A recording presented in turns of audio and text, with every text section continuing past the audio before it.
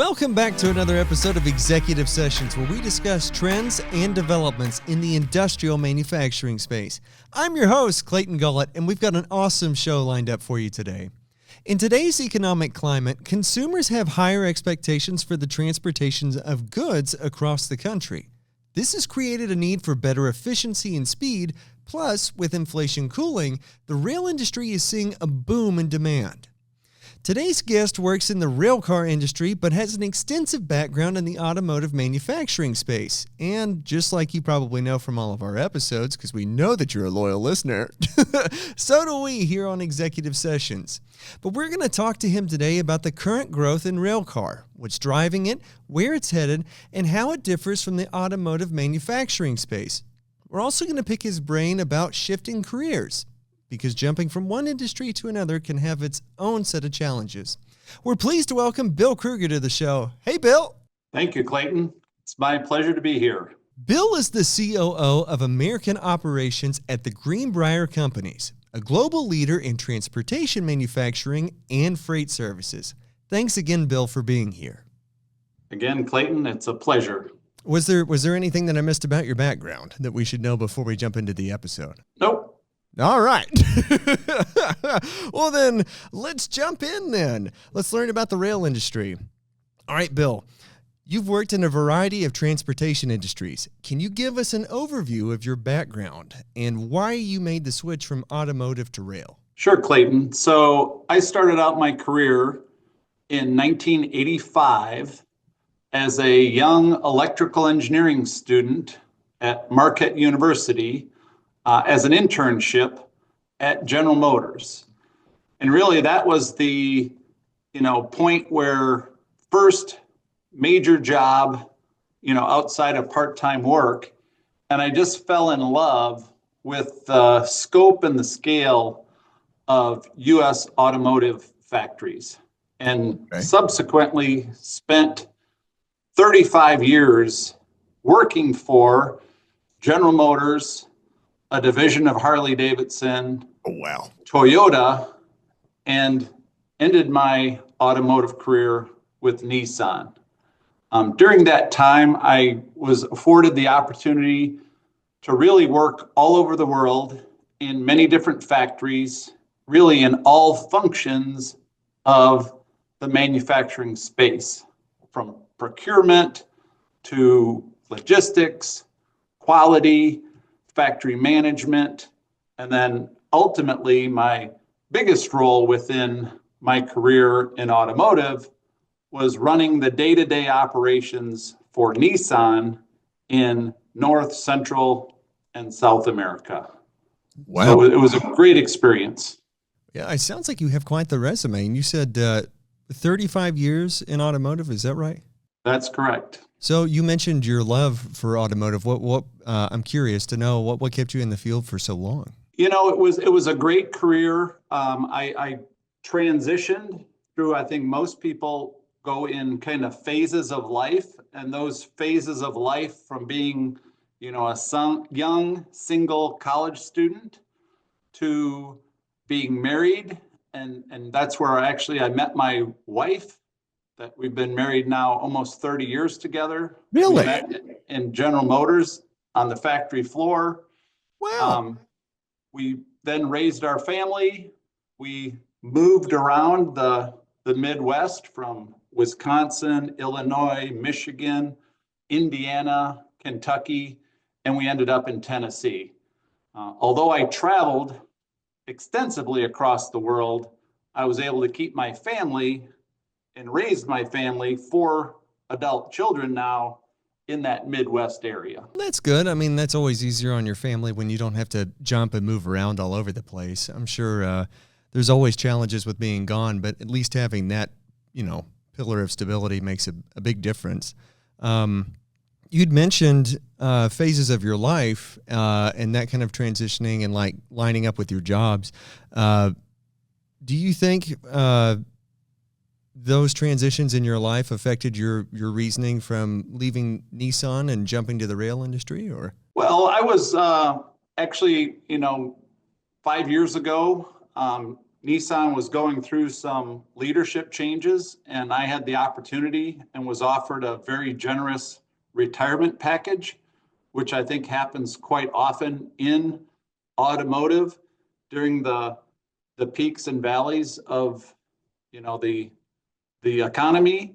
And for sure in Japanese companies, there tends to be about a 3 or 4 year cycle where Japanese are dispatched around the world. Local leaders are given opportunities to move to new positions or to move overseas.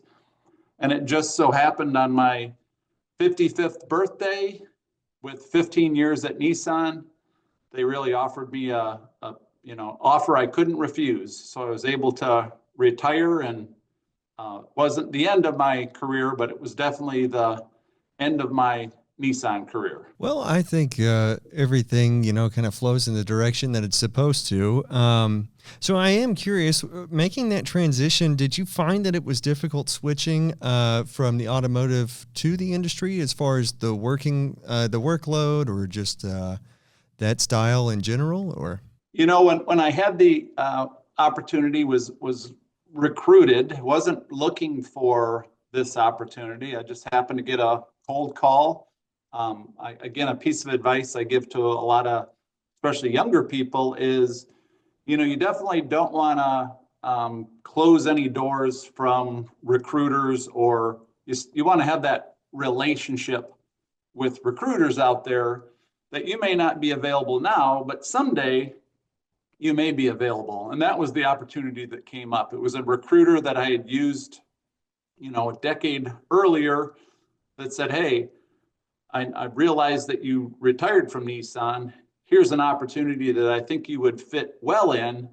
And I got a chance then to interview, and it was a surprise, because I really didn't pay much attention to the rail space. I knew, the sound of a locomotive, and when the horn would go off and I was getting ready to, cross over the railroad tracks, but I really didn't have any real understanding of what was happening behind the scenes across North America, South America, Europe, in that kind of freight rail space. I gotcha.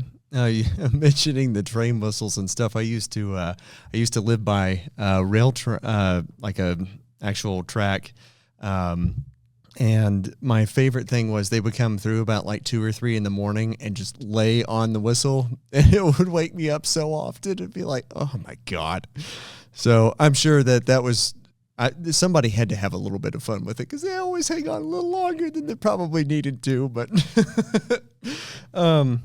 so with an extensive history in management that you've got, are there management processes or practices that you think are widely transferable to different industries, specifically in manufacturing? I do think there are. I think the key, though, is to make sure that you're adapting them to the new environment. And in order to adapt them to the new environment, you kind of have to know and learn the new environment. So whether you're changing departments, you're changing facilities, or you're changing industries, I think it's very important to start out and be a very good listener, be curious, ask a lot of questions. And more often than not, through those questions, you'll kind of learn what is some things that can be adapted from your prior experience. But you also get a handle on, I think, where there might be opportunities for improvement. And in many cases, what I've seen moving from different automotive companies, they, in many cases, only knew what they knew. And coming in with an outside perspective, you kind of had to understand and ask questions of why they were doing things the way they were doing them. And more often than not, you find out that that's how they were taught, and that's how they've always known it. But with an outside perspective, many times there's gaps between their current performance and results and what their potential could be with adapting some outside best practices. And the key to that is, I think, not coming in and being arrogant or being a know-it-all, but really challenging the status quo with some questions on, have you ever thought of this? Or have we ever tried this? And kind of come at it so that it becomes, you're leading them towards where you think there's opportunities versus directing them and pushing them where maybe they're not comfortable. It sounds like the words of a well-spoken teacher. Just guide them to the solution, and then they'll figure it out on their own. Okay, well, let's switch gears. I was trying to think of a funny rail car joke for that. It was switch tracks. We can switch tracks. Sure, that works. Because the rail car industry has been growing over the last few years. And I know that a lot of people think that, automotive and rail, since they're both in, transportation, that they're very similar. But I do know that there's a lot of really big differences. What are the primary drivers of demand for rail cars versus automotive that you've seen? Yeah, generally, automobiles are retail consumer products, whereas freight cars and tank cars are really a transportation device for commodities traveling long distances. And demand is generally dependent upon shifts or increases or decreases in the need for those commodities. So if you think back 15 years, 10 years, there was a big fracking boom in the US. And crude by rail or moving, because we didn't have a pipeline to move a lot of that oil that was being fracked, wasn't available. So there needed to be a train full of tank cars that could move that crude oil from the well to the refinery. And in many cases within the fracking business, you then needed sand. So sand cars, hopper cars full of sand, needed to be delivered to those fracking wells. And that was a boom for sand cars and tank cars that held crude oil. And you see that time and time again as ethanol facilities get put in place or polyethylene factories get put in place. They need to get those commodities from the creation or factory and dispersed to where those plastic pellets will turn into a plastic part, or where that ethanol needs to go and be supplied to different dealer or gas stations and things like that. So we in the rail, freight car, tank car space, we have to be in tune with where that demand is coming from. And in a lot of cases, we have pretty good signals that if a new ethanol plant is being constructed and takes 7, 6, 7, 8 years to be constructed in North Dakota, well, it's a pretty good signal that cars are going to be required to get the corn there. Cars are going to be required to get the ethanol away from there, as well as all the byproducts like DDG or distilled grains. Those will then have to go to become feed. So we generally have an indicator when and where there's going to be a demand and a need for these wagons or containers to move that commodity. The biggest difference is that you had mentioned that the automotive is more consumer and rail car is more industrial. What do you think? I suppose the business models would tend to be more Like you said, ethanol plants coming up, like knowing the surrounding areas, knowing what's going on in general within your local communities, and things of that nature. What do you think would be the biggest differences between the business models of automotive versus rail? Well, we're producing kind of specific build to order products that there is a specific demand because there's a specific commodity that needs to be delivered. So we're not building on a hunch and then having a big dealership full of rail cars and just waiting for somebody to shop for them. In the automotive space, it's kind of a build to stock model. The dealerships are getting, thousands of Camrys or, different types of automobiles that they're predicting are going to be needed, but they stock them and then they get pulled from that stock and replenished.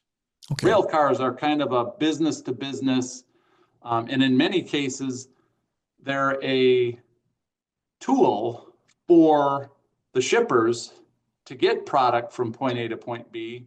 And in many cases, they're an asset that aren't even owned by the person who needs the material shipped. Oh, really? Financial institutions own, big rail fleets, rail car fleets that they manage, or in many cases, we manage those rail cars for the ultimate customer that needs that grain, that corn, that plastic pellet, that plywood, that lumber moved from point A to point B long distances. So one thing that I'd like to ask you is, like, automotive has seen massive changes over the last few years, from like autonomous driving to electrification, connected vehicles, and a lot more. Has the rail car industry seen any changes that would be big, that would be impactful on the industry? And like, if so, what's driving that? I think it's more subtle because the tracks aren't changing much, and you can imagine that a locomotive is pulling behind it 100. Let's say it's 110. We call a stack car, and a stack car has two double-decker overseas containers on it. So it's the equivalent of a semi-trailer that they're pulling 110 of these train cars that have two containers each. So ultimately, you have two guys running the train locomotives. In most cases, those locomotives don't even have a human in them. There's a human in the front, but there may not be a human in the locomotive in the middle of the train. And they're pulling the equivalent of 220 semi-trailers Oh, wow. across the country, multiple states. And it doesn't require 220 truck drivers. So in many cases, it's okay, we've kind of minimized the human factor. And is there potential for autonomous trains? I think more of that's going to be on the locomotive side, where my business is on the containers and the freight cars that are getting pulled behind. We are seeing more telematics, more better understanding of where those cars are in the US, how fast they're going, how often are they just in storage. Because in many cases, like plastic pellets, you may not want to build a whole bunch of silos to store that when you have the delivery device that is already a storage vessel. So a train would pull in, drop off a handful of cars full of plastic pellets, and then the factory that is molding those into a plastic part would just use that as their kind of mobile warehouse for their raw material, and then exchange it out as they have more demand. But the electrification, the autonomy that you see, I think it's going to be a little more subtle in the rail space. I mean, it definitely makes sense. It seems like efficiency is, well, I mean, kind of entwined with the rail industry in general. Based off of that, 220, is that what you said just a minute or two ago? Equivalents of 220 tractor trailers with two guys taking them from California all the way to, Memphis. That's crazy. And you can just imagine the sustainability story, because now we're seeing, from a technology standpoint, those locomotives do have the potential to be electrified. They do have the potential to have, hydrogen fuel cell as to make it a greener, but it's already much more green than we already see with the over-the-road truck industry. That brings me to something else I'm curious about. Because of your manufacturing history within automotive and now working in rail, what are the key differences that you see within the manufacturing process? I would say the biggest difference, and kind of that my mindset had to adjust, was the scale. The typical forecast for the next 5 years in the US, as an example, is between 40 and 50,000 new rail cars that are going to be needed to be produced. And that's for the entire industry. Oh, wow. There's about 5 rail car producers here in North America. We have one in Canada, a couple exclusively in Mexico, and then we have operations both in the US and Mexico. And I'm just talking about North America. Okay. So typically, these factories are producing, let's say, 3,000 to 5,000 rail cars a year, where many of the automotive companies are making 300 to 500,000 automobiles out of one factory per year. Oh my So God. that's a magnitude of about 100 times more quantity. Right. And that tends to lead towards, I think, better payback, better return on investment with automation. And rail cars, not only the quantity, they're a smaller scale quantity-wise, but they're a much larger geometry. Things like robots really don't lend themselves so well to rail car manufacturing because the products are so huge and you don't have a concentration of workload required in a small space like you do in an automobile. And you just don't have that multiplier to be able to pay back for that investment in the rail space. So you still use those same basic principles, the Toyota production system type, the lean thinking, the Six Sigma. It's just on a different scale with a lot more human requirements than machine and automation requirements. Talking about the difference, 40 to 50,000 for the year versus, you said, one factory producing 300 to 500,000 a year? Yeah, when I was responsible for our Nissan factory in Smyrna, Tennessee, there was a couple years we produced 650,000 automobiles at that one site. That's mind-boggling to me. And I wonder, okay, so the fact that we were talking about efficiency earlier, the lower numbers of rail car versus automotive. Now, granted, like they do serve different purposes, but do you think that the rail car industry has more of a grip on sustainability or efficiency versus the automotive industry? No, I think automotive has a much better handle on it. It's kind of like a Formula One pit stop. I mean, they have to be so hyper efficient, whereas the rail space, majority of the cost of a rail car is just in the raw material, and specifically the steel. So most rail cars are a giant container. They're either a pressure vessel like a tank car, or they're a hopper or a gondola.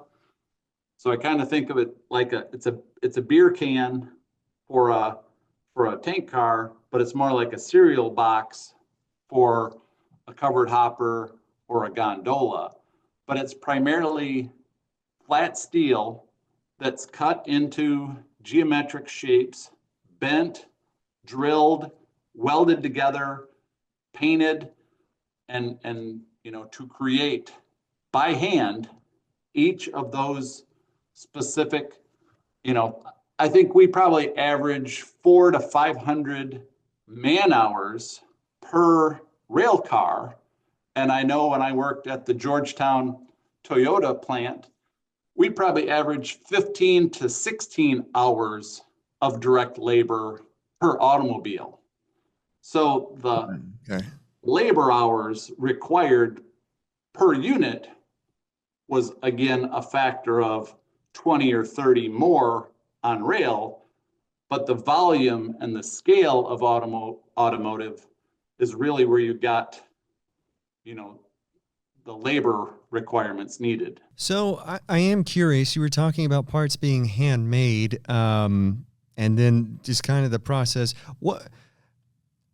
When a rail car reaches the end of its life, what happens to it at that point? Is it retired or? So each rail car type has, and it's all very regulated, it has a specific life that it's allowed to run. But during that life, there are requirements to bring it back for different types of requalification, checking, confirming whether it's still roadworthy and safe. And then over time, periodically, there are specification changes to make them safer or better. But a typical life of a rail car is 50 years. It's a 50-year asset. And then the wheels, similar to your automobile, the wheels are the thing that kind of wears out. And those then have to be replaced on a periodic basis. But they get certain types of repair. And I mentioned earlier that, like, during the fracking boom, there were a lot of sand cars required. Many of those sand cars are only 10 years old, and they still have 40 more years of life, but there's no demand for their usage of them. So many of them have just been parked. So what we're doing is working with the owners of those rail cars, and in many cases, we have programs to reuse them. One of them is, we call it our stretch program. So most of those sand cars had two specific chambers that were for sand. Okay. And what we're doing is we're bringing those back, we're cutting them down the middle, stretching them, and adding a third, chamber. So now they're a 3-chamber, and those then can go, we're blasting them, repainting them, inspecting them, and we're putting them back into service for a different commodity type. So there's some recycling and reusage of some of these cars that are not at end of life that we can, still from a sustainability standpoint, reuse them. But certainly when they hit that end of life 50 years, they'll get scrapped. But the way they get scrapped is they get cut up, sent to the steel mill, melted back into steel plate, and they come back and we use that plate for the next 50 years on a new rail car.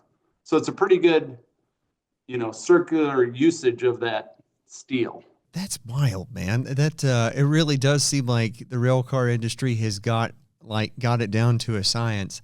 Have there been any unexpected learnings from rail that you think are applicable to other manufacturers since you've been there? The basics are pretty transferable and understandable. I do think when you do have a lot more humans with welding torches in their hand, you have to focus a lot more on hazards, safety, improving hazard recognition.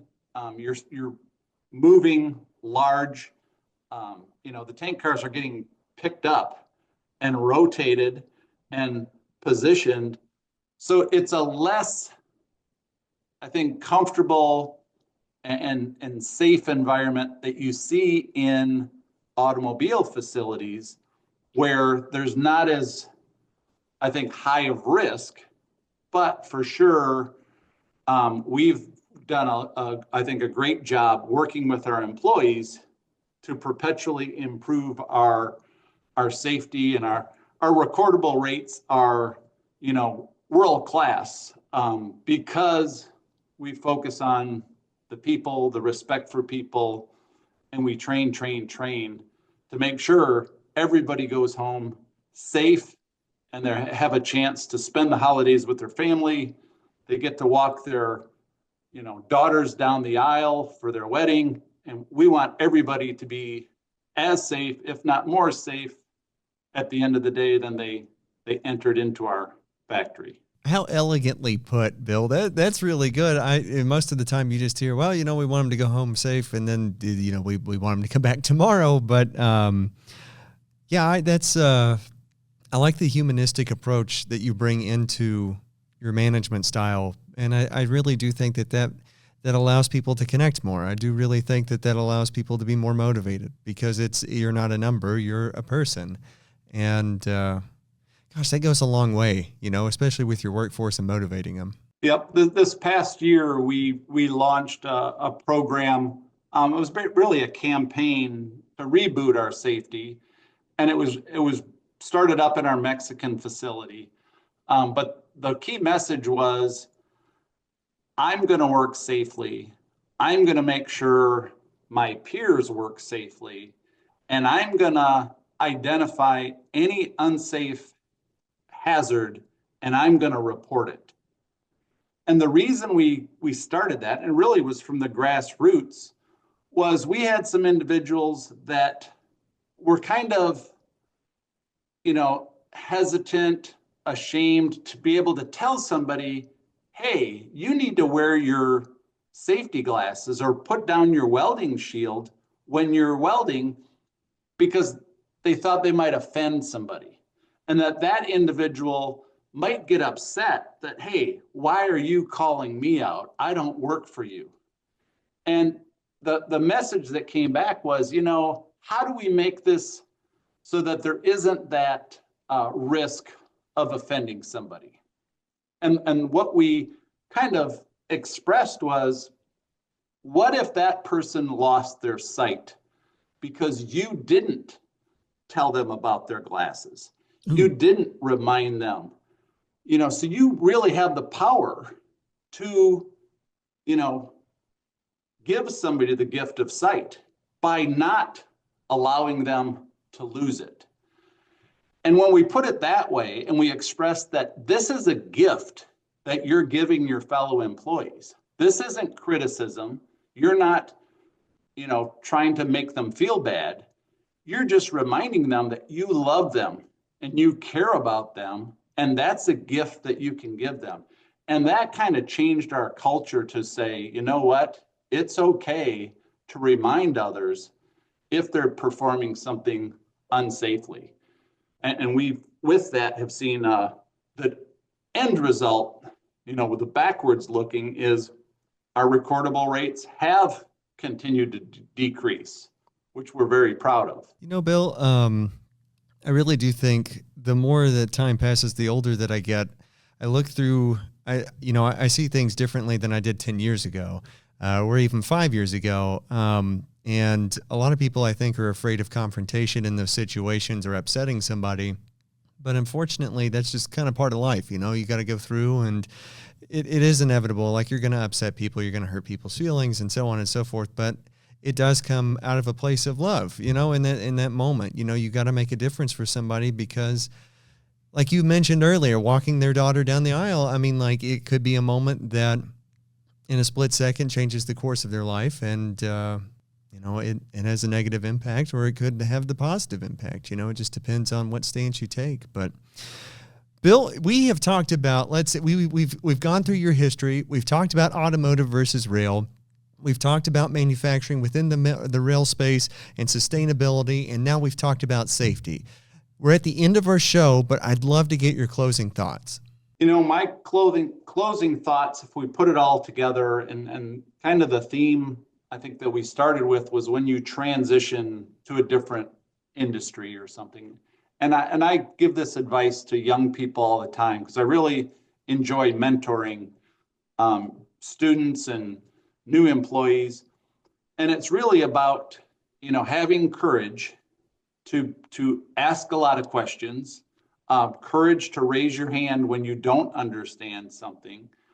And I think that's applicable for young and old, is never to be too confident or too arrogant to think that you know everything. And it does take courage, and it is uncomfortable to raise your hand and ask questions.